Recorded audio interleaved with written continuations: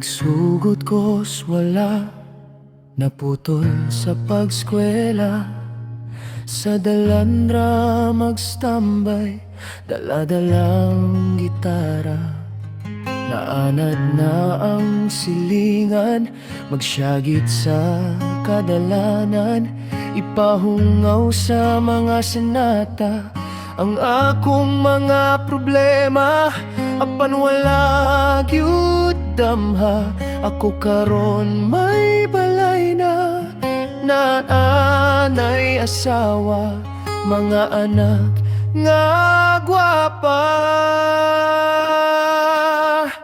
Kinsa may magtuo nga maabot ni nako, kahapsay sa pagpuyo, kalipay sa among panimalay. Nga sa una damgora kaayo, gikan sa walay kasiguruhan. Karon puno nagpaglaom kung asa ko sa una. Nahugno dito pud ko gipatindog sa Ginoo.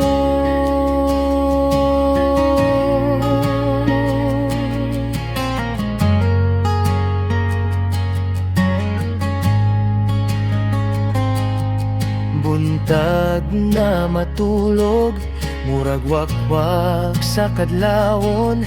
Magsigig pangatang sa mga amigong adunahan. Maghuwat na ay itunol, nga sinsilyo pang sigarilyo. Maghuwat na ay motagay sa Domingo. Magtanduay apan sa kadugayan, nakapukaw ang kahimtang. Nakahuna-huna ko, di ni mao ang padulngan.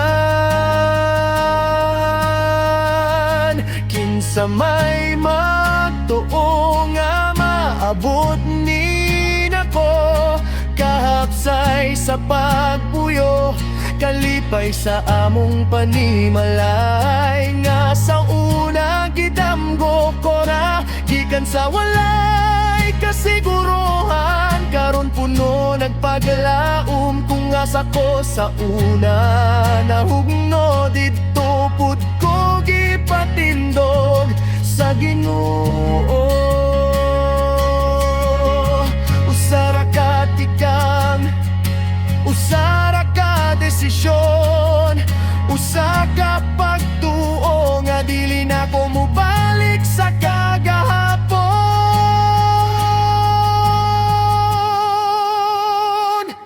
Kinsa may magtuo nga maabot ni nako, kahapsay sa pagpuyo, kalipay sa akong pamilya. Pagihatag sa langit ka nako, kung unsa ko sa una, dili na gyud ako karon.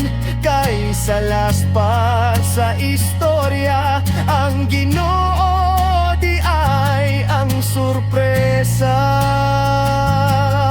Sa last part ang sorpresa.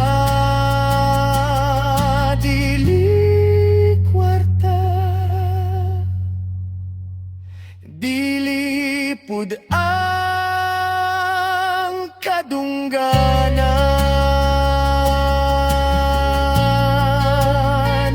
kundi ang pamilya.